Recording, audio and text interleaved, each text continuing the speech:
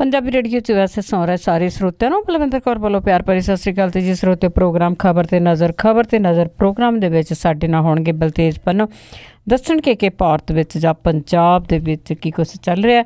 ਖਬਰਾਂ ਤੋਂ ਪਹਿਲਾਂ ਧੰਨਵਾਦ ਕਰਨਾ ਚਾਹੁੰਦੇ ਹਾਂ ਸਾਡੇ ਸਪਾਂਸਰ ਜਿਨ੍ਹਾਂ ਨੇ ਇਸ ਪ੍ਰੋਗਰਾਮ ਨੂੰ ਸਪਾਂਸਰ ਕੀਤਾ, ਆਪ ਸਭ ਤੱਕ ਪਹੁੰਚਾਇਆ ਜੀ। ਖਾਲਸਾ ਇੰਸ਼ੋਰੈਂਸ ਏਜੰਸੀ ਵਾਲੇ ਸੈਨੋਜੇ ਤੋਂ, ਗੁਰਦੀਪ ਸਿੰਘ ਪਿਰਦੀ ਕਲੋਵਸ ਤੋਂ, ਇਸ਼ਾਨਜੀਤ ਸਿੰਘ ਕਲੋਟੀ ਜੁੱਬਾ ਸਿਟੀ ਤੋਂ, ਸਤਨਾਮ ਸਿੰਘ ਸ਼ੇਰਗਿੱਲ ਸਾਲਮਾ ਤੋਂ, ਜਸਵੀਰ ਸਿੰਘ ਜੋਸਨ ਮਾਊਂਟਨ ਹਾਊਸ, ਮਨਦੀਪ ਸਿੰਘ ਤੇ Sarabjit Kaur San Jose Punjabi American senior center Bakersfield. ਬਹੁਤ ਬਹੁਤ ਇਹਨਾਂ ਦੇ ਧੰਨਵਾਦ ਹੈ। ਇਹਨਾਂ ਨੇ ਇਸ ਪ੍ਰੋਗਰਾਮ ਨੂੰ ਸਪਾਂਸਰ ਕੀਤਾ, ਆਪ ਸਭ ਤੱਕ ਪਹੁੰਚਾਇਆ ਜੀ। ਜੇ ਹੋਰ ਵੀ ਤੁਸੀਂ ਕਿਸੇ ਨੇ ਸਪਾਂਸਰ ਕਰਨਾ ਤਾਂ ਕਾਲ ਕਰ ਸਕਦੇ ਹੋ 4087227698। ਸਾਡੇ ਨਾਲ ਜੁੜ ਚੁੱਕੇ ਨੇ ਬਲਤੇਜ ਪੰਨੂ ਜੀ, ਸਤਿ ਸ਼੍ਰੀ ਅਕਾਲ, ਸਵਾਗਤ ਹੈ ਜੀ। ਸਤਿ ਸ਼੍ਰੀ ਅਕਾਲ ਜੀ, ਧੰਨਵਾਦ ਜੀ, ਬਹੁਤ ਮਿਹਰਬਾਨੀ। ਆਤਾ ਜੀ, ਸਭ ਤੋਂ ਪਹਿਲਾਂ ਆਪਾਂ ਗੱਲ ਕਰਦੇ ਹਾਂ ਵੀ ਝੱਖੜ ਤੇ ਗੜੇ ਬਹੁਤ ਹੋਏ ਆ ਤੇ 30,000 ਏਕੜ ਜਿਹੜੀ ਫਸਲ ਆ ਉਹ ਨੁਕਸਾਨੀ ਗਈ ਹੈ। ਬਿਲਕੁਲ ਜੀ, ਇਹ ਬੇਮੌਸਮੀ ਜਿਹੜਾ ਮੀਂਹ, ਗੜੇਮਾਰੀ, ਹਨੇਰੀ ਜਿਹੜੀ ਆ ਉਹ ਚੱਲੀ ਆ ਜੀ। ਵੈਸੇ ਇੱਧਰ ਜੰਮੂ ਕਸ਼ਮੀਰ ਦੇ ਵਿੱਚ ਜਿਹੜੀ ਆ ਜੀ ਉਹ ਸਨੋਫਾਲ ਵੀ ਹੋਈ ਆ। ਤਕਰੀਬਨ 19 ਸਾਲ ਤੋਂ ਬਾਅਦ ਇਸ ਮਹੀਨੇ ਦੇ ਵਿੱਚ, ਅਪ੍ਰੈਲ ਦੇ ਮਹੀਨੇ ਦੇ ਵਿੱਚ ਸਨੋਫਾਲ ਜਿਹੜੀ ਉਹ ਹੋਈ ਹੈ। 30,000 ਏਕੜ ਤੋਂ ਵੱਧ ਦੀ ਫਸਲ ਇਕੱਲੇ ਪੰਜਾਬ ਦੇ ਵਿੱਚ ਜਿਹੜੀ ਆ ਉਹ ਨੁਕਸਾਨੀ ਗਈ ਆ, ਡਿੱਗ ਪਈ ਆ। ਸਭ ਤੋਂ ਜ਼ਿਆਦਾ ਨੁਕਸਾਨ ਮੁੱਖ ਮੰਤਰੀ ਦੇ ਜ਼ਿਲ੍ਹੇ ਪਟਿਆਲੇ ਦੇ ਵਿੱਚ ਜਿਹੜਾ ਜੀ ਉਹ ਹੋਇਆ, ਜਿੱਥੇ 18,000 ਏਕੜ ਫਸਲ 25 ਤੋਂ 75% ਤੱਕ ਜਿਹੜਾ ਜੀ ਇਹਦਾ ਨੁਕਸਾਨ ਹੋਇਆ। ਵਿਸ਼ੇਸ਼ ਗਿਰਦਾਵਰੀ ਦੇ ਜਿਹੜੇ ਆ ਜੀ ਉਹ ਹੁਕਮ ਦਿੱਤੇ ਗਏ ਆ ਕਿ ਗਿਰਦਾਵਰੀ ਜਿਹੜੀ ਉਹ ਕੀਤੀ ਜਾਵੇ। ਜਿਹੜਾ ਇਹ ਮੁੱਢਲਾ ਅਨੁਮਾਨ ਹੈ ਜੀ, ਉਹਦੇ ਮੁਤਾਬਕ ਪਟਿਆਲੇ ਜ਼ਿਲ੍ਹੇ ਦੇ ਵਿੱਚ ਮੀਂਹ ਤੇ ਜਿਹੜੇ ਗੜੇ ਨੇ ਉਹਨਾਂ ਦੇ ਨਾਲ 18,000 ਏਕੜ ਫਸਲ ਜਿਹੜੀ ਆ ਉਹਦਾ ਨੁਕਸਾਨ ਹੋਇਆ। ਸੰਗਰੂਰ ਦੇ ਵਿੱਚ 2,500 ਏਕੜ ਫਸਲ ਜਿਹੜੀ ਆ ਉਹਦਾ ਨੁਕਸਾਨ ਹੋਇਆ। ਇੱਥੇ ਕੋਈ 15 ਤੋਂ 25% ਤੱਕ ਜਿਹੜੀ ਆ ਉਹ ਫਸਲ ਨੁਕਸਾਨੀ ਗਈ ਹੈ। ਮੁਕਤਸਰ ਡਿਸਟ੍ਰਿਕਟ ਦੇ ਵਿੱਚ 850 ਏਕੜ ਫਸਲ ਨੂੰ ਜਿਹੜਾ ਉਹ ਨੁਕਸਾਨ ਹੋਇਆ। ਉਹ ਸ਼ਹੀਦ ਭਗਤ ਸਿੰਘ ਨਗਰ ਜਿਹੜਾ ਜ਼ਿਲ੍ਹਾ, ਇਹਦੇ ਵਿੱਚ 2,000 ਏਕੜ ਕਣਕ ਜਿਹੜੀ ਸੀ ਉਹਨੂੰ ਨੁਕਸਾਨ ਹੋਇਆ। ਲੁਧਿਆਣਾ, ਫਰੀਦਕੋਟ, ਅੰਮ੍ਰਿਤਸਰ, ਫਿਰੋਜ਼ਪੁਰ ਦੇ ਵਿੱਚ ਵੀ ਗੜਿਆਂ ਤੇ ਹਨੇਰੀ ਦੇ ਨਾਲ ਫਸਲ ਜਿਹੜੀ ਆ ਜੀ ਉਹ ਵਿਛ ਗਈ ਆ।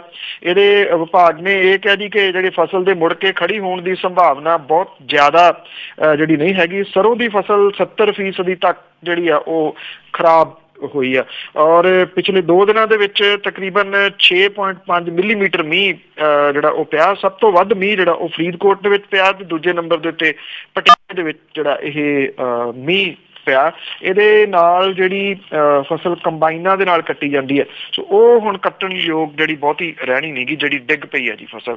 ਸੋ ਇਹ ਕਿਸਮ ਦੇ ਨਾਲ ਜਿਹੜੇ ਪਹਿਲਾਂ ਹੀ ਮਾਰ ਹੇਠ ਆਏ ਹੋਏ ਜਿਹੜੇ ਕਿਸਾਨ ਨੇ ਉਹਨਾਂ ਦੇ ਉੱਤੇ ਜਿਹੜਾ ਜੀ ਕਹਿਰ ਬਣ ਕੇ ਇਹ ਮੀਂਹ ਵਰਿਆ ਜੀ।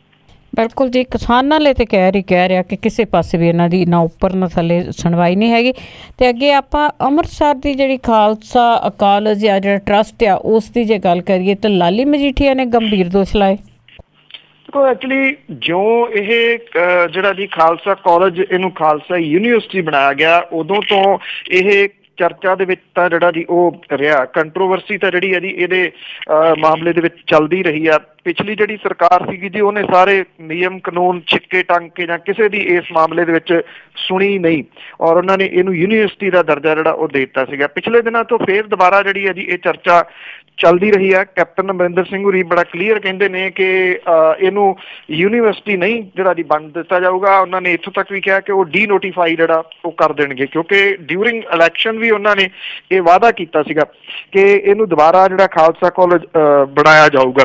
ਹੁਣ ਜਿਹੜੇ ਮਜੀਠਾ ਤੋਂ ਚੋਣ ਲੜ ਚੁੱਕੇ ਕਾਂਗਰਸੀ ਆਗੂ ਨੇ ਲਾਲੀ ਮਜੀਠੀਆ, ਉਹਨਾਂ ਨੇ ਕੁਝ ਬੜੇ ਗੰਭੀਰ ਦੋਸ਼ ਜਿਹੜੇ ਆ ਜੀ ਉਹ ਲਾਏ ਨੇ। ਉਹਨਾਂ ਨੇ ਸਰਕਾਰ ਤੋਂ ਮੰਗ ਕੀਤੀ ਹੈ ਕਿ ਖਾਲਸਾ ਕਾਲਜ ਅੰਮ੍ਰਿਤਸਰ ਦੀ ਜਿਹੜੀ ਵਿਰਾਸਤੀ ਇਮਾਰਤ ਆ, ਇਹਨੂੰ ਨੁਕਸਾਨ ਪਹੁੰਚਾਉਣ ਵਾਲਿਆਂ ਵਿਰੁੱਧ ਫੌਜਦਾਰੀ ਕੇਸ ਜਿਹੜਾ ਉਹ ਦਰਜ ਕੀਤਾ ਜਾਵੇ, ਔਰ ਸਰਕਾਰ ਖਾਲਸਾ ਕਾਲਜ ਚੈਰੀਟੇਬਲ ਸੁਸਾਇਟੀ ਦਾ ਚਾਰਜ ਆਪਣੇ ਹੱਥਾਂ ਦੇ ਵਿੱਚ ਜਿਹੜਾ ਜੀ ਉਹ ਲੈ ਲਵੇ ਤੇ ਪਿਛਲੇ 10 ਸਾਲਾਂ ਦੇ ਦੌਰਾਨ ਜਿਹੜੇ ਇਹ ਚੈਰੀਟੇਬਲ ਟਰਸਟ ਦੇ ਵਿੱਚ ਬੇਨਿਯਮੀਆਂ ਹੋਈਆਂ ਨੇ ਉਹਦੀ ਜਾਂਚ ਕਰਵਾਈ ਜਾਵੇ। ਔਰ ਉਹਨਾਂ ਨੇ ਇਹ ਦੋਸ਼ ਜਿਹੜਾ ਜੀ ਪ੍ਰੈਸ ਕਾਨਫਰੰਸ ਦੇ ਵਿੱਚ ਲਾਇਆ ਕਿ ਸਾਬਕਾ ਕੈਬਨਿਟ ਮੰਤਰੀ ਬਿਕਰਮ ਸਿੰਘ ਮਜੀਠੀਆ ਤੇ ਉਹਦੇ ਪਰਿਵਾਰ ਨੇ ਖਾਲਸਾ ਕਾਲਜ ਨੂੰ ਯੂਨੀਵਰਸਿਟੀ ਦੇ ਵਿੱਚ ਤਬਦੀਲ ਕਰਵਾ ਕੇ 3,000 ਕਰੋੜ ਰੁਪਏ ਦੀ ਜਾਇਦਾਦ ਨੂੰ ਆਪਣੇ ਨਿੱਜੀ ਹੱਥਾਂ ਦੇ ਵਿੱਚ ਜਿਹੜਾ ਜੀ ਉਹ ਲੈ ਲਿਆ।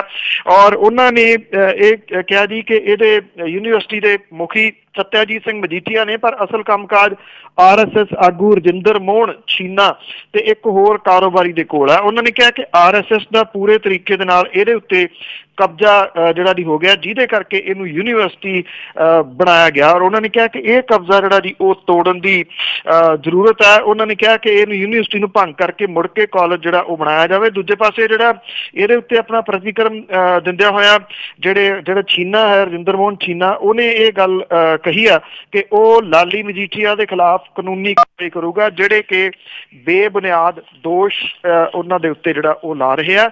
ਇਹ ਸ਼ਾਇਦ ਹੋ ਸਕਦਾ ਜੇ ਇਹਦੀ ਡਿਟੇਲ ਹੋਵੇ ਤਾਂ ਜਿਹੜਾ ਪਹਿਲਾਂ ਹੋਊਗਾ ਜੀ ਇਹ ਕਿ 2 ਯੂਨੀਵਰਸਿਟੀਆਂ ਬਣ ਗਈਆਂ ਜਿਨ੍ਹਾਂ ਦੀ ਕੰਧ ਸਾਂਝੀ ਆ। ਗੁਰੂ ਨਾਨਕ ਦੇਵ ਯੂਨੀਵਰਸਿਟੀ ਜਿਹੜੀ ਪਹਿਲਾਂ ਹੀ ਉੱਥੇ ਹੈਗੀ ਆ, ਸ਼ਾਇਦ ਉਹਦੀ ਹੋਂਦ ਉਹ ਪਸੰਦ ਨਹੀਂ ਬਹੁਤਿਆਂ ਨੂੰ, ਜਿਹਦੇ ਕਰਕੇ ਇਹ ਜਿਹੜੀ ਹੈ ਜੀ ਯੂਨੀਵਰਸਿਟੀ ਬਣਾਈ ਗਈ ਆ। ਉਂਝ ਵੀ ਇਹ ਦੱਸਦੀ ਹੈ ਕਿ ਜਿਹੜੀ ਆ 2 ਦਿਨ ਪਹਿਲਾਂ ਇੱਕ ਜਿਹੜੀ ਰਿਪੋਰਟ ਲੀਕ ਹੋਈ ਆ, ਉਹਦੇ ਵਿੱਚ ਨਾ ਗੁਰੂ ਨਾਨਕ ਦੇਵ ਯੂਨੀਵਰਸਿਟੀ ਨਾ ਪੰਜਾਬੀ ਯੂਨੀਵਰਸਿਟੀ ਪਟਿਆਲਾ ਇਹ ਕਿਸੇ ਗਿਣਤੀ ਮਿਣਤੀ ਦੇ ਵਿੱਚ ਜਿਹੜਾ ਜੀ ਉਹ ਰਹੀਆਂ ਨੇ। ਲਗਾਤਾਰ ਇਹਨਾਂ ਦਾ ਬੇੜਾ ਗਰਕ ਕਰਨ ਦੇ ਵਾਸਤੇ ਪਿਛਲੇ 10 ਸਾਲਾਂ ਦੇ ਵਿੱਚ ਜਿਹੜਾ ਜੀ ਬੇੜੀਆਂ 'ਚ ਵੱਟੇ ਪਾਏ ਗਏ ਨੇ। ਔਰ ਇਹੋ ਜਿਹੇ ਲੋਕ ਲਿਆ ਕੇ ਇੱਥੇ ਵਾਈਸ ਚਾਂਸਲਰ ਦੇ ਅਹੁਦਿਆਂ ਦੇ ਉੱਤੇ ਬਿਠਾਏ ਗਏ ਜਿਨ੍ਹਾਂ ਦਾ ਕੋਈ ਪਿਛੋਕੜ ਹੀ ਹੈ ਨਹੀਂ ਸੀਗਾ। ਔਰ ਉਹਨਾਂ ਨੇ ਐਨ ਪੂਰੇ ਤਰੀਕੇ ਦੇ ਨਾਲ ਜਿਹੜਾ ਜੀ ਇਹਨਾਂ ਨੂੰ ਲੈਟ ਡਾਊਨ ਕਰਨ ਦੇ ਵਿੱਚ ਕੋਈ ਕਸਰ ਬਾਕੀ ਨਹੀਂ ਛੱਡੀ। ਜੀ ਬਿਲਕੁਲ, ਤੁਸੀਂ ਜਿਹੜੇ ਵਾਈਸ ਚਾਂਸਲਰ ਦੀ ਗੱਲ ਕੀਤੀ ਆ, ਕਈ ਵਾਰੀ ਉਹਨਾਂ ਨੂੰ ਹਟਾਇਆ ਹੀ ਨਹੀਂ ਗਿਆ, ਕਈ ਟਰਮਾਂ ਹੀ ਉੱਥੇ ਲਾ ਗਏ ਕਿਉਂਕਿ ਉਹ ਉਹਨਾਂ ਦੇ ਇਸ ਤਰ੍ਹਾਂ ਦੇ ਬੰਦੇ ਸੀਗੇ।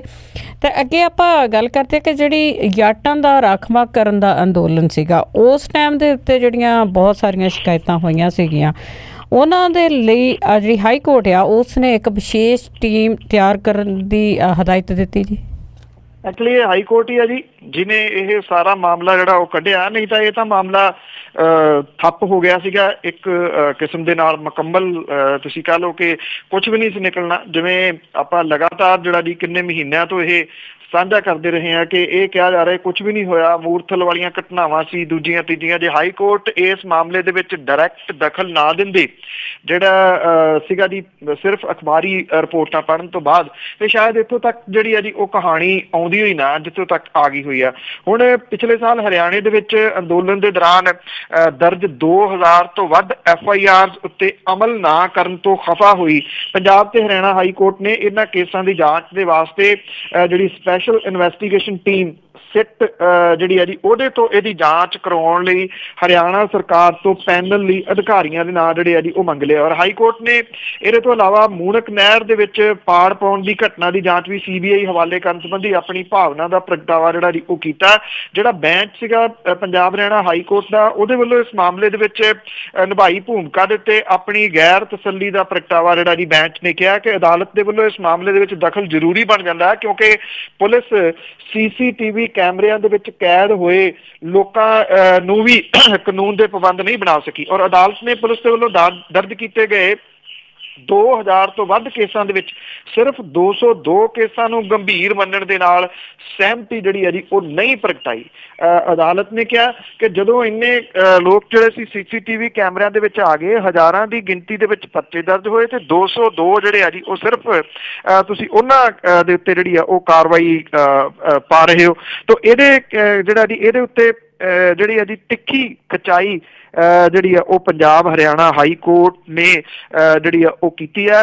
ਔਰ ਇਹਦੇ ਨਾਲ ਨਾਲ ਜਿਹੜੇ ਪੰਜਾਬ ਹਰਿਆਣਾ ਹਾਈ ਕੋਰਟ ਦੀ ਟਿੱਪਣੀ ਆ ਉਹਨੇ ਇਹ ਵੀ ਗੱਲ ਕਹੀ ਹੈ ਕਿ ਪੁਲਿਸ ਦੇ ਵੱਲੋਂ ਇਹਨਾਂ ਕੇਸਾਂ ਨੂੰ ਖੂਹ ਖਾਤੇ ਪਾਉਣ ਦੇ ਵਾਸਤੇ ਅਨਟਰੇਸਡ ਰਿਪੋਰਟਾਂ ਤਿਆਰ ਕਰਨ ਦੇ ਉੱਤੇ ਜਿਹੜਾ ਜੀ ਉਹਨੇ ਸਵਾਲ ਉਠਾਏ ਨੇ। ਔਰ ਇਹ ਵੀ ਕਿਹਾ ਗਿਆ ਜੀ ਕਿ ਇੱਕ ਦਿਨ ਪਹਿਲਾਂ ਮੁਅੱਤਲ ਕੀਤੇ ਗਏ ਪੁਲਿਸ ਅਧਿਕਾਰੀਆਂ ਨੂੰ ਮੁੜ ਕੇ ਬਹਾਲ ਕਰਨ ਦਾ ਮੁੱਦਾ ਵੀ ਅਦਾਲਤ ਦੇ ਨਿਗਾਹ ਦੇ ਵਿੱਚ ਹੈ ਤੇ ਇਉਂ ਜਿਹੜਾ ਜੀ ਆਪ ਹੁਦਰੀਆਂ ਸਰਕਾਰ ਨੂੰ ਨਹੀਂ ਕਰਨ ਦਿੱਤੀਆਂ ਜਾਣਗੀਆਂ। ਸਰਕਾਰ ਜਿਹੜੀ ਹੈ ਜੀ ਉਹ ਚਾਹੁੰਦੀ ਹੈ ਕਿਸੇ ਤਰੀਕੇ ਦੇ ਨਾਲ ਜਾਟਾਂ ਨੂੰ ਜਿਹੜਾ ਜੀ ਉਹ ਠੰਡਿਆਂ ਰੱਖਿਆ ਜਾਵੇ ਤੇ ਇਹ ਕੇਸ ਅਨਟਰੇਸ ਕਰਤੇ ਜਾਣ।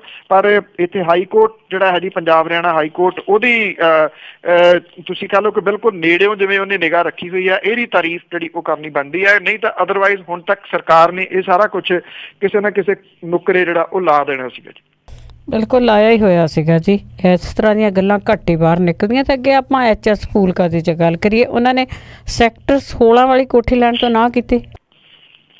ਜੀ ਪੰਜਾਬ ਦੇ ਵਿੱਚ ਵਿਰੋਧੀ ਧਿਰ ਦੇ ਨੇਤਾ ਆਮ ਆਦਮੀ ਪਾਰਟੀ ਦੇ ਜਿਹੜੇ ਨੇਤਾ ਜੀ ਉਹ HS ਫੂਲਕਾ ਹੋਰਾਂ ਨੇ ਇਹ ਕਿਹਾ ਜੀ ਕਿ ਸੈਕਟਰ 16 ਦੇ ਵਿੱਚ ਅਲਾਟ ਕੀਤੀ ਸਰਕਾਰੀ ਕੋਠੀ ਉਹ ਨਹੀਂ ਲੈਣਗੇ ਔਰ ਉਹਨਾਂ ਨੇ ਕਿਹਾ ਕਿ ਉਹ ਪੰਜਾਬ ਭਵਨ ਦੇ ਵਿੱਚ ਰਾਤਾਂ ਜਿਹੜੀਆਂ ਉਹ ਕੱਟ ਕੇ ਆਪਣਾ ਡੰਗ ਹੈ ਉਹ ਟਪਾ ਰਹੇ ਨੇ।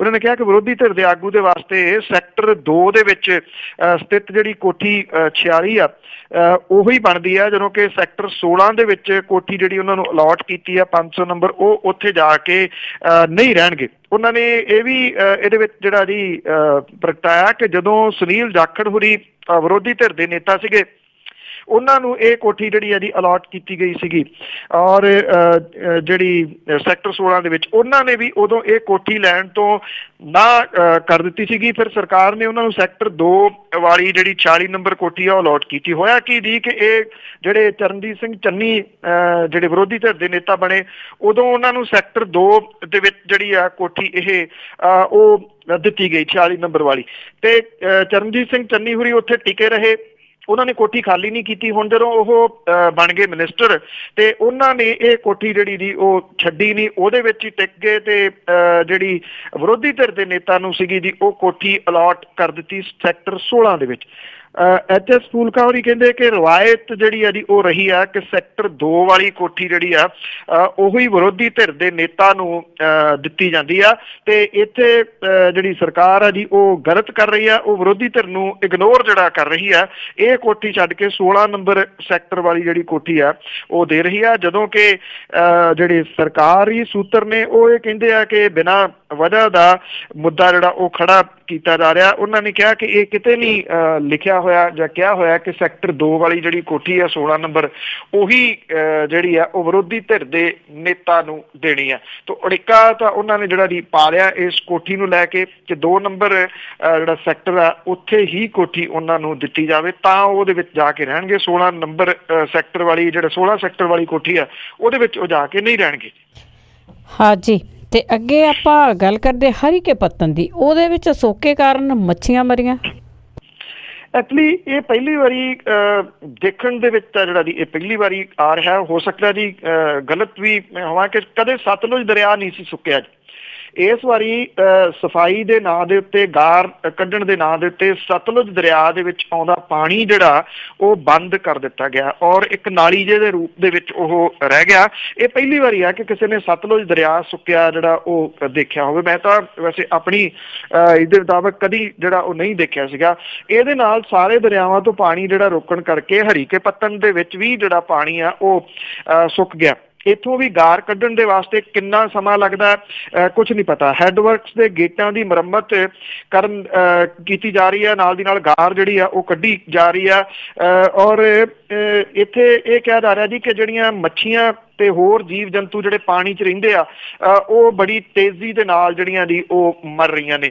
ਜਿਵੇਂ ਇਹ ਕਿਹਾ ਜਾਂਦਾ, ਹਾਲਾਂਕਿ ਪਿਛਲੇ ਕੁਝ ਸਮੇਂ ਤੋਂ ਵੇਖੀ ਨਹੀਂ ਹੈ ਜਿਹੜੀ ਡੋਲਫਿਨ ਮੱਛੀ, ਪਹਿਲਾਂ ਇਹ ਜ਼ਰੂਰ ਦਿਸਦੀ ਹੁੰਦੀ ਸੀ ਕਿਤੇ ਤਾਈਂ ਹਰੀਕੇ ਪੱਤਨ ਦੇ ਵਿੱਚ, ਉਹਨੂੰ ਬਚਾ ਕੇ ਰੱਖਣਾ ਵੀ ਔਖਾ ਜਿਹੜਾ ਉਹ ਹੋ ਰਿਹਾ। ਦਰਿਆ ਦੇ ਇਹ ਉਹ ਦਰਿਆ ਜੀ ਜਿੱਥੇ ਘੱਟੋ ਘੱਟ 30,000 ਕਿਊਸਕ ਪਾਣੀ ਜਿਹੜਾ ਉਹ ਚੱਲਦਾ ਰਹਿੰਦਾ ਔਰ ਇਸ ਵੇਲੇ ਸਿਰਫ 3770 ਕਿਊਸਕ ਜਿਹੜਾ ਜੀ ਉਹ ਪਾਣੀ ਇੱਥੇ ਰਹਿ ਗਿਆ। ਦਰਿਆ ਦੇ ਵਿੱਚ ਜਿਹੜਾ ਜੀ ਉਹ ਪਾਣੀ ਨਾ ਹੋਣ ਕਰਕੇ ਰਾਜਸਥਾਨ ਦੇ ਵਿੱਚ ਵੀ ਪਾਣੀ ਦੀ ਘਾਟ ਜਿਹੜੀ ਆ ਉਹ ਆ ਰਹੀ ਆ। ਕੁਝ ਦਿਨ ਪਹਿਲਾਂ ਰਾਜਸਥਾਨ ਦੇ ਇੱਕ ਲੋਕ ਸਭਾ ਮੈਂਬਰ ਤੇ ਉੱਥੋਂ ਦੇ ਜਿਹੜੇ ਕੁਝ ਕਿਸਾਨ ਨੇ ਉਹ ਮੌਕਾ ਦੇਖਣ ਵੀ ਗਏ ਸੀਗੇ। ਰਾਜਸਥਾਨ ਦੇ ਵਿੱਚ ਪਾਣੀ ਦੀ ਸਮੱਸਿਆ ਦਾ ਮੁੱਖ ਕਾਰਨ ਜਿਹੜਾ ਜੀ ਇਹ ਕੰਮ ਇੱਥੇ ਚੱਲ ਰਿਹਾ ਕਿਉਂਕਿ ਨਹਿਰਾਂ ਜਿਹੜੀਆਂ ਜਾਂਦੀਆਂ ਨੇ ਉਹ ਵੀ ਫਿਰ ਬੰਦ ਹੋ ਗਈਆਂ ਜੀ। ਜਿਹੜੇ ਹਰੀਕੇ ਦੇ ਵਿੱਚ ਪ੍ਰਵਾਸੀ ਪੰਛੀ ਸਿਆਲਾ ਚਾਹੁੰਦੇ ਨੇ ਉਹਨਾਂ ਨੂੰ ਇੱਕ ਸੁਰੱਖਿਅਤ ਟਿਕਾਣਾ ਦੇਣ ਦੇ ਵਾਸਤੇ 86 ਵਰਗ ਕਿਲੋਮੀਟਰ ਦੇ ਘੇਰੇ ਦੇ ਵਿੱਚ ਪੰਛੀਆਂ ਦੀ ਇੱਕ ਸੈਂਚਰੀ ਜਿਹੜੀ ਆ ਜੀ ਉਹ ਬਣੀ ਹੋਈ ਆ ਔਰ ਬਿਆਸ ਤੇ ਸਤਲੁਜ ਦਰਿਆ ਇੱਥੇ ਮਿਲਦੇ ਨੇ। ਇੱਥੇ ਮੱਛੀਆਂ ਦੀ ਵਿਸ਼ਵ ਪ੍ਰਸਿੱਧ ਮੰਡੀ ਵੀ ਆ ਤੇ ਇੱਥੇ ਮੱਛੀ ਜਿਹੜੀ ਇੱਥੋਂ ਦੀ ਉਹ ਬਹੁਤ ਉੱਤਮ ਕਿਸਮ ਦੀ ਮੰਨੀ ਜਾਂਦੀ ਹੈ। ਹੁਣ ਜਦੋਂ ਪਾਣੀ ਜਿਹੜਾ ਜੀ ਉਹ ਨਹੀਂ ਰਿਹਾ ਕਿਉਂਕਿ ਇਹ ਕਿਹਾ ਜਾ ਸਕਦਾ ਜੇ ਮੱਛੀਆਂ ਮਰ ਗਈਆਂ ਤਾਂ ਉਹਨਾਂ ਦੀ ਪੂੰਗ ਜਿਹੜੀ ਆ ਜੀ ਉਹ ਗਾਂ ਉਹਦੇ ਉੱਤੇ ਵੀ ਬਹੁਤ ਵੱਡਾ ਅਸਰ ਪਊਗਾ। ਉਧਰ ਕਾਲੀ ਵੇਈ ਜਿਹੜੀ ਆ ਉਹਦੇ ਵਿੱਚ ਵੀ ਪਾਣੀ ਬੰਦ ਹੋਇਆ ਤੇ ਉਹਦੇ ਵਿਚਲੀਆਂ ਮੱਛੀਆਂ ਜਿਹੜੀਆਂ ਉਹ ਵੀ ਮਰ ਰਹੀਆਂ ਨੇ। ਬਲਵੀਰ ਸਿੰਘ ਸੀਚੇਵਾਲ ਜਿਹੜੇ ਨੇ ਉਹਨਾਂ ਨੇ ਵੀ ਮੁਕੇਰੀਆਂ ਹਾਈਡਲ ਜਿਹੜਾ ਚੈਨਲ ਆ ਜੀ ਉੱਥੋਂ ਤੱਕ ਅਪਰੋਚ ਕੀਤੀ ਆ ਕਿ ਕੁਝ ਪਾਣੀ ਜਿਹੜਾ ਵੇਈ ਦੇ ਵਿੱਚ ਛੱਡਿਆ ਜਾਵੇ, ਨਹੀਂ ਤਾਂ ਜੀਵ ਜੰਤੂ ਜਿਹੜੇ ਨੇ ਉਹਨਾਂ ਦਾ ਨੁਕਸਾਨ ਬਹੁਤ ਹੋਣਾ। ਪਰ ਜਿਹੜੇ ਹਾਈਡਲ ਪ੍ਰੋਜੈਕਟ ਵਾਲੇ ਨੇ ਉਹ ਇਹ ਕਹਿੰਦੇ ਨੇ ਕਿ ਜਦੋਂ ਗਾਰ ਜਿਹੜੀ ਆ ਜੀ ਸਾਰੇ ਜਗ੍ਹਾ ਤੋਂ ਕੱਢਣੀ ਹੈ ਤੇ ਪਾਣੀ ਸਾਰਾ ਹੀ ਜਿਹੜਾ ਉਹ ਬੰਦ ਆ। ਪਹਿਲਾਂ ਸਾਰਾ ਨਹੀਂ ਸੀ ਕੀਤਾ ਜਾਂਦਾ, ਇਹ ਪਹਿਲੀ ਵਾਰੀ ਆ ਕਿ ਪਾਣੀ ਇਉਂ ਬੰਦ ਕਰ ਦਿੱਤਾ ਗਿਆ। ਪਰ ਜਿਹੜਾ ਜੀਵ ਜੰਤੂਆਂ ਦਾ ਹੋਣ ਵਾਲਾ ਨੁਕਸਾਨ ਹੈ ਉਹਦਾ ਨਾ ਕਿਸੇ ਨੇ ਸੋਚਿਆ, ਨਾ ਅਜੇ ਜਿਹੜਾ ਉਹਦਾ ਸੋਚਿਆ ਹੀ ਜਾ ਰਿਹਾ, ਸ਼ਾਇਦ ਨਾ ਵੀ ਸੋਚਣ ਜੀ। ਤੇ ਅੱਗੇ ਆਪਾਂ ਸਮਾਣਾ ਦੇ ਗੋਦਾਮ ਦੀ ਜੇ ਗੱਲ ਕਰੀਏ ਤਾਂ ਉਸ ਦੇ ਵਿੱਚੋਂ ਕਰੋੜਾਂ ਦੀ ਕਣਕ ਹੀ ਗਾਇਬ ਹੋ ਗਈ। ਦੇਖੋ ਜੀ ਕਦੋਂ ਦੀ ਗਾਇਬ ਹੈ ਇਹ ਨਹੀਂ ਪਤਾ, ਪਰ ਇਹ ਪਨਗ੍ਰੇਮ ਗੋਦਾਮ ਹੈ ਜਿਹਦੇ ਵਿੱਚੋਂ ਅਨਾਜ ਘੁਟਾਲਾ ਜਿਹੜਾ ਦੀ ਉਹ ਸਾਹਮਣੇ ਆ ਰਿਹਾ। ਗੋਦਾਮ ਦੇ ਵਿੱਚੋਂ 27,000 ਕੁਇੰਟਲ ਕਣਕ ਦੇ 55,000 ਬੋਰੀਆਂ ਜਿਹੜੀਆਂ ਉਹ ਗਾਇਬ ਨੇ ਤੇ ਇਹਦੇ ਸੰਬੰਧੀ ਕੋਈ ਵੀ ਅਧਿਕਾਰੀ ਜਿਹੜਾ ਜੀ ਉਹ ਆਪਣਾ ਮੂੰਹ ਨਹੀਂ ਖੋਲ ਰਿਹਾ। ਇਹ ਜਿਹੜਾ ਘੁਟਾਲਾ ਜੀ ਮੁੱਖ ਮੰਤਰੀ ਦਫ਼ਤਰ ਤੱਕ ਪਹੁੰਚ ਗਿਆ ਹੋਇਆ ਔਰ ਇਹ ਕਿਹਾ ਜਾ ਰਿਹਾ ਜੀ ਇਹਦੇ ਉੱਤੇ ਕਾਰਵਾਈ ਕਿਸੇ ਸਮੇਂ ਵੀ ਹੋ ਸਕਦੀ ਹੈ। ਸਮਾਣਾ ਪਨਗ੍ਰੇਮ ਦੇ ਵੱਲੋਂ 14-15 ਤੇ 15-16 ਤੇ 16-17 ਦੇ ਦਰਮਿਆਨ ਸਰਕਾਰ ਲਈ ਕਣਕ ਦੀ ਖਰੀਦ ਕੀਤੀ ਗਈ ਸੀਗੀ ਔਰ ਇਹ ਜਿਹੜੀ ਖਰੀਦ ਕਰਾਉਣ ਤੋਂ ਬਾਅਦ ਗੋਦਾਮ ਦੇ ਵਿੱਚ ਰੱਖਿਆ ਗਿਆ ਸੀਗਾ। ਜਦੋਂ ਪਿਛਲੇ ਸਾਲ ਸਟਾਕ ਦੀ ਚੈਕਿੰਗ ਹੋਈ ਹੈ ਤੇ ਗੋਦਾਮ ਦੇ ਵਿੱਚੋਂ ਵੱਡੇ ਪੱਧਰ ਦੇ ਉੱਤੇ ਜਿਹੜਾ ਇਹ ਰਾਜ ਸੀਗਾ ਉਹ ਘੱਟ ਹੋਣ ਦੀ ਖਬਰ ਮਿਲੀ ਸੀ, ਪਰ ਅਧਿਕਾਰੀਆਂ ਨੇ ਆਪਣੇ ਪੱਧਰ ਦੇ ਉੱਤੇ ਸੈਟਿੰਗ ਕਰਕੇ ਮਾਮਲਾ ਠੱਪ ਕਰਤਾ ਔਰ ਪਿਛਲੇ ਸਾਲ ਅਕਤੂਬਰ ਦੇ ਵਿੱਚ ਸਮਾਣਾ ਪਨਗ੍ਰੇਮ ਦੇ ਵਿੱਚ ਜਿਹੜਾ ਸੀਗਾ ਜੀ ਕੁਝ ਅਧਿਕਾਰੀਆਂ ਦੇ ਤਬਾਦਲੇ ਵੀ ਕੀਤੇ ਗਏ। ਜਿਹੜਾ ਨਵਾਂ ਆਇਆ ਹੁਣ ਅਧਿਕਾਰੀ ਜੀ ਉਹਨੇ ਇਹ ਚਾਰਜ ਲੈਣ ਤੋਂ ਨਾ ਕਰਤੀ। ਉਹਦਾ ਇਹ ਕਹਿਣਾ ਸੀਗਾ ਪਹਿਲਾਂ ਇਹ ਅਨਾਜ ਜਿਹੜਾ ਉਹ ਪੂਰਾ ਕਰਕੇ ਦਿਓ, ਨਹੀਂ ਤਾਂ ਉਹ ਪਿਛਲੇ ਦੇ ਵਾਸਤੇ ਜ਼ਿੰਮੇਵਾਰ ਜਿਹੜਾ ਜੀ ਉਹ ਨਹੀਂ ਹੋਊਗਾ। 55,000 ਕਣਕ ਦੀ ਬੋਰੀ ਜਿਹੜੀ ਹੈ ਜੀ ਇੱਥੋਂ ਗਾਇਬ ਦੱਸੀ ਜਾ ਰਹੀ ਹੈ। ਇਹਦੇ ਵਿੱਚ ਨੀਲੇ ਕਾਰਡ ਧਾਰਕਾਂ ਲਈ ਖਰੀਦੀ ਗਈ 4 ਤੋਂ 5,000 ਕੁਇੰਟਲ ਕਣਕ ਵੀ ਜਿਹੜੀ ਆ ਉਹ ਸ਼ਾਮਲ ਹੈ। ਤੋ ਇਹ ਮਾਮਲਾ ਤਾਂ ਜਿਹੜਾ ਜੀ ਉਹ ਪੁਰਾਣਾ ਹੈ, ਉੱਭਰ ਕੇ ਹੁਣ ਜਿਹੜਾ ਜੀ ਉਹ ਸਾਹਮਣੇ ਆ ਰਿਹਾ। ਜਿਹੜੇ ਪਹਿਲਾਂ ਜਿਹੜੇ ਛੱਡ ਰਹੇ ਨੇ ਉਹ ਕਹਿੰਦੇ ਜੀ ਸਾਨੂੰ ਇਹਦੇ ਬਾਰੇ ਕੁਝ ਵੀ ਨਹੀਂ ਪਤਾ, ਨਵੇਂ ਕਹਿੰਦੇ ਆ ਕਿ ਅਸੀਂ ਜਿਹੜਾ ਜੀ ਇਹਦਾ ਚਾਰਜ ਨਹੀਂ ਲਵਾਂਗੇ। ਜਿਹੜਾ ਪਹਿਲਾਂ ਰੌਲਾ ਪੈਂਦਾ ਰਿਹਾ ਜੀ ਕਣਕ ਘੁਟਾਲੇ ਦਾ ਕਿ ਕਣਕ ਜਿਹੜੀ ਉਹ ਕਾਗਜ਼ਾਂ 'ਚ ਖਰੀਦ ਲਈ ਗਈ, ਕਾਗਜ਼ਾਂ ਦੇ ਵਿੱਚ ਹੀ ਢੋ ਦਿੱਤੀ ਗਈ, ਸ਼ਾਇਦ ਇਹ ਉਹਦੇ ਨਾਲ ਲੱਗਵੀਂ ਹੀ ਕਹਾਣੀ ਜਿਹੜੀ ਹੈ ਹੁਣ ਇਹ ਮੁੱਖ ਮੰਤਰੀ ਦਫ਼ਤਰ ਤੱਕ ਜਿਹੜਾ ਜੀ ਮਾਮਲਾ ਪਹੁੰਚਿਆ। ਦੇਖਦੇ ਹਾਂ ਇਹਦੇ ਉੱਤੇ ਕਾਰਵਾਈ ਜਿਹੜੀ ਹੈ ਜੀ ਉਹ ਕਦੋਂ ਹੁੰਦੀ ਆ। ਤੁਸੀਂ ਇੱਟ ਪੱਟੋ ਜੀ, ਈਵਨ ਇੱਟਾਂ ਦੇ ਉੱਤੇ ਵੀ ਜਿਹੜੇ ਆ ਜੀ ਉਹ ਘੁਟਾਲੇ ਪਏ ਆ। ਜਿਹੜੇ ਮਰਜ਼ੀ ਤੁਸੀਂ ਜਿਹੜਾ ਜੀ ਮਹਿਕਮੇ ਦੇ ਨਾਲ ਵੇਖ ਲਓ, ਉੱਥੇ ਹੀ ਘੁਟਾਲਾ ਜਿਹੜਾ ਪਿਛਲੇ ਸਮੇਂ ਦੇ ਦੌਰਾਨ ਹੋਇਆ। ਘਟਾਲਿਆਂ ਦਾ ਦੇਸ਼ ਹੀ ਬਣ ਰਿਹਾ ਜੀ। ਜਿਹੜੀ ਚੀਜ਼ ਨੂੰ ਵੀ ਗੱਲ ਕਰਦੇ ਉਹ ਘਟਾਲਾ ਹੀ ਹੁੰਦਾ। ਤੇ ਅੱਗੇ ਇੱਕ ਮਲਕੀਤ ਸਿੰਘ ਕੀਤੂ ਦੀ ਗੱਲ ਕਰਦੇ ਹੁੰਦੇ ਸੀਗੇ, ਉਸਨੂੰ ਮਾਰਿਆ ਸੀ, ਪਰ ਜਿਸ ਨੇ ਦੱਸਿਆ ਸੀਗਾ ਉਸ ਨੂੰ ਵੀ ਗੋਲੀਆਂ ਮਾਰ ਕੇ ਮਾਰਿਆ। ਐਕਚੁਅਲੀ ਇਹ ਜਿਹੜਾ ਜੀ ਸਰਪੰਚ ਹੈ ਜਿਹਨੂੰ ਗੋਲੀਆਂ ਮਾਰ ਕੇ ਕੱਲ ਜਿਹੜਾ ਜੀ ਉਹ ਮਾਰਿਆ ਗਿਆ। 2 ਮੋਟਰਸਾਈਕਲ ਸਵਾਰ ਸੀਗੇ ਜਿਨ੍ਹਾਂ ਨੇ ਨੇੜੇ ਤੋਂ ਆ ਕੇ ਇਹ ਮਾਣੂਕਿਆਂ ਦਾ ਸਰਪੰਚ ਹੈ ਅਕਾਲੀ ਦਲ ਦਾ ਬੇਅੰਤ ਸਿੰਘ, ਇਹਦੀ ਹੱਤਿਆ ਜਿਹੜੀ ਉਹ ਕਰਤੀ। ਨੇੜੇ ਤੋਂ 2 ਗੋਲੀਆਂ ਵੱਜੀਆਂ। ਇਹਨੂੰ ਤੁਰੰਤ ਜਿਹੜਾ ਨਿਹਾਲ ਸਿੰਘ ਵਾਲਾ ਹਸਪੀਟਲ ਦੇ ਵਿੱਚ ਲਿਜਾਇਆ ਗਿਆ। 26 ਸਾਲਾਂ ਦਾ ਸੀਗਾ ਜੀ ਇਹ, ਅਕਾਲੀ ਦਲ ਦੇ ਨਾਲ ਸੰਬੰਧਿਤ, ਔਰ ਹਸਪੀਟਲ ਦੇ ਵਿੱਚ ਲਿਜਾਣ ਤੋਂ ਪਹਿਲਾਂ ਇਹਦੀ ਮੌਤ ਜਿਹੜੀ ਹੈ ਜੀ ਉਹ ਹੋ ਗਈ ਦੱਸੀ ਜਾਂਦੀ ਹੈ। ਜਿਹੜਾ ਇਹ ਕਿਹਾ ਗਿਆ ਜਾ ਰਿਹਾ ਜੀ ਕਿ ਉੱਥੇ ਕੋਈ ਤਕਰਾਰ ਹੋਇਆ ਇਹ ਬਾਜ਼ਾਰ ਦੇ ਵਿੱਚ ਫਿਰਦਿਆਂ, ਜਿੱਥੋਂ ਇਹ ਗੱਲਬਾਤ ਜਿਹੜੀ ਹੈ ਜੀ ਉਹ ਵਧੀ ਦੱਸੀ ਜਾ ਰਹੀ ਹੈ। ਜਿਹੜਾ ਇਹ ਬੇਅੰਤ ਸਿੰਘ ਆ ਜੀ ਇਹਦੇ ਉੱਤੇ ਦੋਸ਼ ਜਿਹੜਾ ਕੇਸ ਚੱਲ ਰਿਹਾ ਸੀਗਾ, ਜਿਹੜਾ ਮਲਕੀਤ ਸਿੰਘ ਕੀਤੂ ਨੂੰ ਜਿਹੜੀ ਗੋਲੀ ਮਾਰੀ ਸੀ ਔਰ ਉਹ ਤੋਂ ਇਲਾਵਾ ਇਹਦੇ ਉੱਤੇ ਕੁਝ ਹੋਰ ਕੇਸ ਜਿਹੜੇ ਉਹ ਦੱਸੀਦੇ ਆ। 8 ਦੇ ਕਰੀਬ ਇਹਦੇ ਉੱਤੇ ਗੰਭੀਰ ਕੇਸ ਦਰਜ ਨੇ। ਇਹਦੇ ਵਿੱਚ ਕਤਲਾਂ ਦੇ ਕੇਸ ਵੀ ਜਿਹੜੇ ਆ ਉਹ ਸ਼ਾਮਲ ਦੱਸੇ ਜਾ ਰਹੇ ਆ ਇਸ ਬੇਅੰਤ ਸਿੰਘ ਦੇ ਉੱਤੇ। ਔਰ ਪੁਲਿਸ ਇਹ ਕਹਿੰਦੀ ਹੈ ਕਿ ਕੁਝ ਬੰਦਿਆਂ ਨੂੰ ਹਿਰਾਸਤ ਦੇ ਵਿੱਚ ਉਹਨਾਂ ਨੇ ਲੈਣ ਦਾ ਦਾਅਵਾ ਜਿਹੜਾ ਜੀ ਉਹ ਕੀਤਾ। ਅਜੇ ਤੱਕ ਇਹ ਨਹੀਂ ਪਤਾ ਕਿ ਇਹ ਜਿਹੜੇ ਵਿਅਕਤੀ ਸਹੀ ਫੜੇ ਗਏ ਨੇ ਜਾਂ ਫਿਰ ਪੁੱਛਗਿੱਛ ਦੇ ਵਾਸਤੇ ਪੁਲਿਸ ਨੇ ਜਿਹੜਾ ਜੀ ਇਹਨਾਂ ਨੂੰ ਗ੍ਰਿਫਤਾਰ ਕੀਤਾ। ਪੁਲਿਸ ਇਹ ਕਹਿੰਦੀ ਹੈ ਕਿ ਉਹ ਕਾਤਲਾਂ ਤੱਕ ਛੇਤੀ ਜਿਹੜਾ ਜੀ ਉਹ ਪਹੁੰਚ ਸਕਦੀ ਹੈ। ਇਸ ਤਰ੍ਹਾਂ ਦੇ ਜਿਹੜੇ ਕਤਲ ਪਿਛਲੇ ਸਮੇਂ ਦੇ ਦੌਰਾਨ ਪੰਜਾਬ ਦੇ ਵਿੱਚ ਹੋਏ ਨੇ ਉਹਨਾਂ ਦੀ ਬਹੁਤਿਆਂ ਦੀ ਜਾਣਕਾਰੀ ਜਿਹੜੀ ਹੈ ਜੀ ਉਹ ਮਿਲ ਨਹੀਂ ਸਕੀ। ਹਾਲਾਂਕਿ ਬੇਸ਼ੱਕ ਇਹਦੇ ਨਾਲ ਲੱਗਵੇਂ ਨਹੀਂ, ਪਰ ਅੱਜ ਦੀਆਂ ਅਖਬਾਰਾਂ ਦੇ ਵਿੱਚ ਜਿਹੜੀ CBI ਆ ਉਹਨੇ ਇੱਕ ਵਾਰੀ ਫੇਰ ਫੋਟੋਆਂ ਜਿਹੜੀਆਂ ਜੀ ਉਹ ਪਿਛਲੇ ਕਤਲਾਂ ਦੀਆਂ ਛਪਵਾਈਆਂ ਨੇ। ਉਹ ਚਾਹੇ ਜਗਦੀਸ਼ ਗਗਨੇਜਾ ਦਾ ਕਤਲ ਸੀਗਾ, ਚਾਹੇ ਉਹ ਡੇਰਾ ਪ੍ਰੇਮੀਆਂ ਦੇ ਜਿਹੜੇ ਪਿਓ ਪੁੱਤ ਦਾ ਮਾਮਲਾ ਸੀਗਾ, ਇਹਨਾਂ ਦੇ ਉੱਤੇ ਜਿਹੜੀ ਆ ਜੀ ਇਹ ਫੋਟੋਆਂ ਛਪਵਾ ਕੇ ਲੋਕਾਂ ਨੂੰ ਮਦਦ ਕਰਨ ਦੀ ਅਪੀਲ ਜਿਹੜੀ ਆ ਉਹ ਕੀਤੀ ਆ। ਪੁਰਾਣੇ ਕੇਸ ਜਿਹੜੇ ਉਹ ਅਣਸੁਲਝੇ ਆ ਤੇ ਅੱਗੋਂ ਨਵੇਂ ਜਿਹੜੇ ਆ ਜੀ ਉਹ ਹੋਰ ਆਈ ਜਾਂਦੇ ਸਾਹਮਣੇ ਜੀ। ਤੇ ਇਦਾਂ ਦੇ ਕੇਸ ਵੀ ਬੜੇ ਹੋ ਰਹੇ ਆ ਜੀ। ਪਤਾ ਨਹੀਂ ਦੁਨੀਆ ਦੇ ਵਿੱਚ ਕੀ ਹੋ ਗਿਆ ਆ। ਦੁਨੀਆ ਦੇ ਵਿੱਚ ਨਹੀਂ, ਪੰਜਾਬ ਦੇ ਵਿੱਚ ਇੰਨੀ ਕਤਲੋਗਾਰਤ ਵੱਧ ਗਈ ਹੈ। ਤੇ ਅੱਗੇ ਆਪਾਂ ਗੱਲ ਕਰਦੇ ਹਰਿਆਣੇ ਦੀ। ਸਾਬਕਾ ਮੁੱਖ ਮੰਤਰੀ ਸੀਗੇ ਜੀ ਹੁੱਡਾ, ਤੇ ਉਸ ਦੇ ਉੱਤੇ CBI ਵੱਲੋਂ ਉਸ ਦੇ ਖਿਲਾਫ ਕੇਸ ਦਰਜ ਕੀਤਾ ਗਿਆ। ਇਹ ਜਿਹੜੇ ਸਾਬਕਾ ਮੁੱਖ ਮੰਤਰੀ ਭੁਪਿੰਦਰ ਸਿੰਘ ਹੁੱਡਾ ਹੋਰਾਂ ਦੀਆਂ ਮੁਸ਼ਕਲਾਂ ਜਿਹੜੀਆਂ ਦੀ ਉਹ ਵੱਧ ਗਈਆਂ ਨੇ। ਜਿਹੜੀ ਮਨੋਹਰ ਖੱਟਰ ਹੋਰਾਂ ਦੀ ਸਰਕਾਰ ਦੀ ਸਿਫਾਰਿਸ਼ ਦੇ ਉੱਤੇ CBI ਨੇ ਨੈਸ਼ਨਲ ਹੈਰਲਡ ਅਖਬਾਰ ਦੀ ਮਾਲਕੀ ਵਾਲੀ ਕੰਪਨੀ AJL ਨੂੰ ਪਲਾਟ ਅਲਾਟ ਕਰਨ ਦੇ ਮਾਮਲੇ ਦੇ ਵਿੱਚ ਭੁਪਿੰਦਰ ਸਿੰਘ ਹੁੱਡਾ ਦੇ ਖਿਲਾਫ FIR ਦਰਜ ਜਿਹੜੀ ਹੈ ਜੀ ਉਹ ਕਰ ਲਈ ਹੈ। ਔਰ ਪੰਚਕੂਲਾ ਦੇ ਵਿੱਚ ਇਸ ਪਲਾਟ ਦੀ ਰੀਅਲਾਟਮੈਂਟ ਜਿਹੜੀ ਆ ਉਹ ਹੋਈ ਸੀਗੀ। ਸਟੇਟ ਵਿਜੀਲੈਂਸ ਬਿਊਰੋ ਨੇ ਪਲਾਟ ਦੀ ਅਲਾਟਮੈਂਟ ਰੱਦ ਹੋਣ ਤੇ ਮੁੜ ਕੇ ਅਲਾਟਮੈਂਟ ਨੂੰ ਨਿਯਮਾਂ ਦੇ ਖਿਲਾਫ ਦੱਸਦਿਆਂ ਇਹਦੀ ਉੱਚ ਪੱਧਰੀ ਜਾਂਚ ਦੀ ਸਿਫਾਰਿਸ਼ ਕੀਤੀ ਸੀਗੀ। ਇਸੇ ਆਧਾਰ ਦੇ ਉੱਤੇ ਮਨੋਹਰ ਲਾਲ ਖੱਟਰ ਦੀ ਸਰਕਾਰ ਨੇ ਪਲਾਟ ਅਲਾਟਮੈਂਟ ਦੀ CBI ਜਾਂਚ ਕਰਾਉਣ ਦਾ ਫੈਸਲਾ ਜਿਹੜਾ ਉਹ ਕੀਤਾ ਸੀਗਾ। ਔਰ ਸਟੇਟ ਵਿਜੀਲੈਂਸ ਬਿਊਰੋ ਨੇ ਜਾਂਚ ਰਿਪੋਰਟ ਪਲਾਟ ਰੀਅਲਾਟਮੈਂਟ ਦੇ ਘੁਟਾਲੇ ਦਾ ਖਦਸ਼ਾ ਪ੍ਰਗਟਾਇਆ ਸੀਗਾ। ਭੁਪਿੰਦਰ ਸਿੰਘ ਹੁੱਡਾ ਉਦੋਂ ਦੇ ਮੁੱਖ ਪ੍ਰਸ਼ਾਸਕ, ਉਦੋਂ ਹੁੱਡਾ ਪ੍ਰਸ਼ਾਸਕ ਤੇ town and country planning department ਦੇ ਵਿੱਚ ਸਕੱਤਰ ਤੇ ਐਸੋਸੀਏਟ ਜਨਰਲ ਲਿਮਟਿਡ ਦੇ ਜਿਹੜੇ ਸੰਚਾਲਕ ਨੇ, ਇਹਨਾਂ ਦੇ ਖਿਲਾਫ ਵੀ 4 ਵੱਖ-ਵੱਖ ਧਾਰਾਵਾਂ ਦੇ ਹੇਠ ਮੁਕੱਦਮਾ ਦਰਜ ਕੀਤਾ ਗਿਆ। ਇਹਦੇ ਵਿੱਚ 420 ਜਿਹੜੀ ਹੈ ਜੀ ਉਹ ਸ਼ਾਮਲ ਹੈ, ਧੋਖਾਦਹੀ 409 ਸ਼ਾਮਲ ਹੈ ਜੀ ਕਿ ਇਸ ਅਹੁਦੇ ਦੇ ਉੱਤੇ ਰਹਿੰਦਿਆਂ ਹੋਇਆ ਅਪਰਾਧ ਕਰਨਾ, 120B ਸਾਜ਼ਿਸ਼ ਦੇ ਵਿੱਚ ਵੱਧ ਲੋਕ ਜਿਹੜੇ ਆ ਜੀ ਉਹ ਸ਼ਾਮਲ ਕਰਨੇ, ਤੇ ਭ੍ਰਿਸ਼ਟਾਚਾਰ ਰੋਕੂ ਕਾਨੂੰਨ ਦੀ ਧਾਰਾ 13 ਇਹਦੇ ਤਹਿਤ ਜਿਹੜੀਆਂ ਦੀ ਇਹ 4 ਧਾਰਾਵਾਂ ਜਿਹੜੀਆਂ ਉਹ ਲਾਈਆਂ ਗਈਆਂ ਨੇ। ਇਹ ਕਿਹਾ ਜਾ ਰਿਹਾ ਜੀ ਕਿ ਭੁਪਿੰਦਰ ਸਿੰਘ ਹੁੱਡਾ ਹੋਰਾਂ ਦੇ ਵੱਲੋਂ ਇਸ ਮਾਮਲੇ ਦੇ ਵਿੱਚ ਅਗਾਊਂ ਜ਼ਮਾਨਤ ਦੀ ਕੋਸ਼ਿਸ਼ ਜਿਹੜੀ ਆ ਉਹ ਕੀਤੀ ਜਾਊਗੀ। ਅਜੇ CBI ਨੇ ਕਿਸੇ ਕਿਸਮ ਦੀ ਕੋਈ ਛਾਪੇਮਾਰੀ ਵਗੈਰਾ ਜਿਹੜੀ ਆ ਜੀ ਉਹ ਨਹੀਂ ਕੀਤੀ ਭੁਪਿੰਦਰ ਸਿੰਘ ਹੁੱਡਾ ਹੋਰਾਂ ਨੂੰ ਅਰੈਸਟ ਕਰਨ ਦੇ ਵਾਸਤੇ ਜੀ। ਤੇ ਅਖੀਰ ਵਿੱਚ ਅਜਨਾਮਾ ਕਿ ਫਸੀ ਬਾਦਲ ਸਰਕਾਰ ਸੀ ਜਾਂਚ ਖਾਤਰ ਕੀਤਾ ਆਪ ਨਿਯੁਕਤ ਉਸ ਜੱਜ ਮੀਆਂ। ਫਸੀ ਬਾਦਲ ਸਰਕਾਰ ਸੀ ਜਾਂਚ ਖਾਤਰ ਕੀਤਾ ਆਪ ਨਿਯੁਕਤ ਉਸ ਜੱਜ ਮੀਆਂ। ਮਰਜ਼ੀ ਵਾਲਾ ਸਰਕਾਰ ਨੇ ਜੱਜ ਚੁਣਿਆ, ਸੋਚਿਆ ਦੇਊ ਇਹ ਕੱਜਣੇ ਕੱਜ ਮੀਆਂ। ਮੂਹਰੇ ਏਡੀ ਕੁ ਢੇਰੀ ਸੀ ਚੁਸਤੀਆਂ ਦੀ, ਸਾਬਤ ਹੋਈ ਸਰਕਾਰ ਨਿਰਲੱਜ ਮੀਆਂ। ਦਿੱਤੀ ਜੱਜ ਨੇ ਜਦੋਂ ਸੀ ਫਾਈਲ ਉਹਦੀ, ਅਮਲ ਵੱਲੋਂ ਸਰਕਾਰ ਗਈ ਭੱਜ ਮੀਆਂ। ਪੂਰੀ ਕੀਤੀ ਨਹੀਂ ਹੋਣੀ ਪੜਤਾਲ ਬੇਸ਼ੱਕ, ਉਹ ਵੀ ਜੜੀ ਹੈ ਜਾਪ ਦੀ ਬਹਿਣ ਵਾਲੀ। ਪੂਰੀ ਕੀਤੀ ਨਹੀਂ ਹੋਣੀ ਪੜਤਾਲ ਬੇਸ਼ੱਕ, ਉਹ ਵੀ ਜੜੀ ਹੈ ਜਾਪ ਦੀ ਬਹਿਣ ਵਾਲੀ। ਚੋਣ ਝਟਕਿਆਂ ਤੋਂ ਇੱਜ਼ਤ ਬਚੀ ਜਿਹੜੀ, ਉਹ ਵੀ ਸੱਥ ਦੇ ਵਿੱਚ ਹੈ ਲੈਣ ਵਾਲੀ।